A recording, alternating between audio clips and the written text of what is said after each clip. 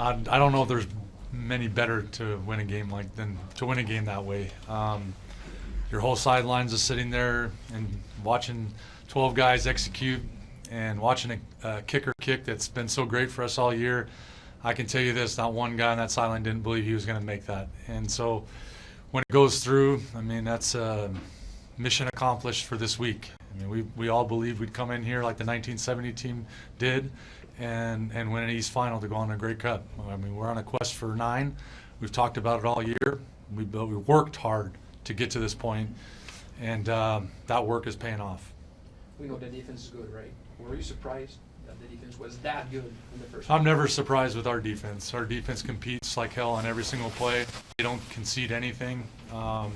They give great effort.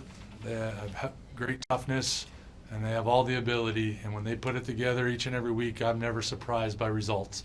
That's a standard and expectation that we have for our defense, and that's everybody that plays on it. And so we go against it every day. You know, the offense goes against it every day, and we get to see it firsthand what it's like.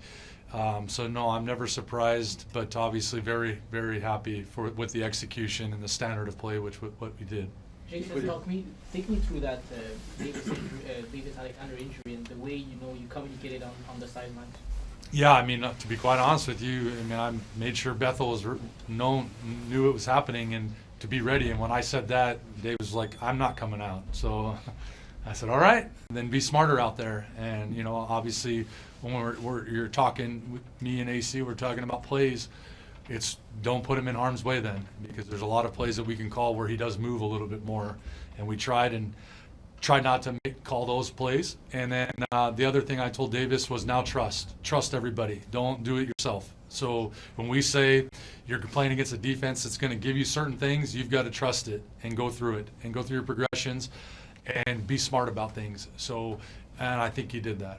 Do you feel it was smart enough before that? Or? Well, I mean, he plays the game a little bit differently at times. So sometimes he tries to make plays with his legs. If he doesn't see something, that's kind of not to say a first instinct, but if he doesn't see something right away and he feels like he can move from the pocket, he's going to move because he makes great plays outside the pocket. But when you have that hindrance, then you have to trust the offense, and the offense is built with answers. So, if you can sit in the pocket, which our offensive line does a great job of doing that, providing that protection, he's got to get to a second and third option at times and check the ball down and trust guys are going to make the plays with their legs like Charleston did at the end of the game, instead of him having to make them. And I think that's a growth that quarterbacks, as they progress in offenses, that they progress in games, they understand and they become even more dangerous. If we'd have told you this week that you'd score only one offensive touchdown, do you think it would have been enough? Probably not. I mean, you're going against a team that had a bye week, could look at everything in the season, and I know how potent they have as an offense. I know they're led by a Hall of Fame quarterback who had a tremendous year and have tons of weapons, and I have a ton of respect for their offense and with Scott, the way he calls it. I would have thought we had to go out there and score more, and that was the expectation, that our offense would go out and score more points. But anytime we get into a dogfight, I'm all for it. I mean, because our team believes, our team competes, and I know our defense has everyone's back, and and vice versa, with the offensive guys and special teams guys. So it's a complete effort. We have a 3-phase football team, and it's awesome to watch them execute and watch them compete and play. Jason, when they're 3rd and 3 late in the game, are you hoping as a coach that they're going to go for it? That could extend the drive and maybe get a touchdown, or they tie the game and you have enough time. What was your? Yeah, I mean, I wasn't sure what they would do, to be quite honest with you. I know Scott's at times very aggressive as a play caller, and I wouldn't have been surprised if they would have went for the first down and tried to get it, and know that they probably still with the timeout could have stopped us, got the ball back, and still tied it up, kind of thing. So I wasn't quite sure, at that moment, but I knew this. The moment they gave the ball back to us, I knew what was happening, and we talked about that scenario all week. About, hey, if this gets this, we're going to be aggressive. We're not going to leave them with time. We're going to leave Bo Levi with any time if we can help it. So I knew we would be aggressive if we got the ball back. And, you had that belief. And I've had the belief all year for about 355 days that we'd get back to this moment. And I knew, I trust this team. I believe in this team. I believe in our compete. And I tell them all the time, you got to manifest things. And you got to believe in things. And when I looked up at the score and saw it 16-16, 9's a really important number to this team. And I knew we'd get to 19. if we won it, and that's all I could think about. So, you know, I think our guys did the same on the sidelines. Last thing for me, how far would you have let Jose try that from with the game on the line? Well, I've seen him kick a 58-yarder in Calgary, and I know he's kicked a couple, 7, I believe, over 50 yards. I know that wind, it wasn't gale force or anything, but there was enough. So I would probably say, I don't know what he made that one by, but it had probably been that. Probably been about 45, 47-yarder, and then if not, then we would have had to go for overtime kind of thing. But I knew it was well within our range when I saw the last, yard made. I knew we were just perfectly fine. Just got to execute. So what have you heard about Davis Alexander's injury? I mean, he's going to be at 100% next week? It's too early to tell right now. I've know, Davis, has played with this injury for a few games this year. He played the majority of our training camp with it.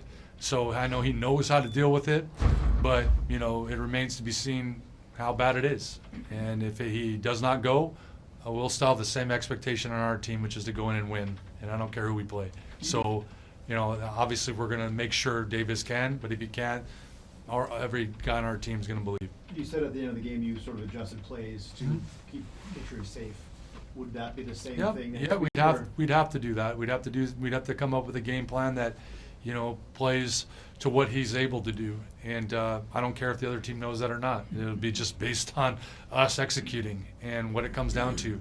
And I know he's fully capable of playing in that pocket and making good decisions and chopping the ball down to a bunch of guys that I believe can make plays on our offense. So he's just got to distribute the ball. And if that's the case, but hell, he may wake up tomorrow with no issues and he'll be just fine. And that's what I'm hoping for. You're saying he's faking it?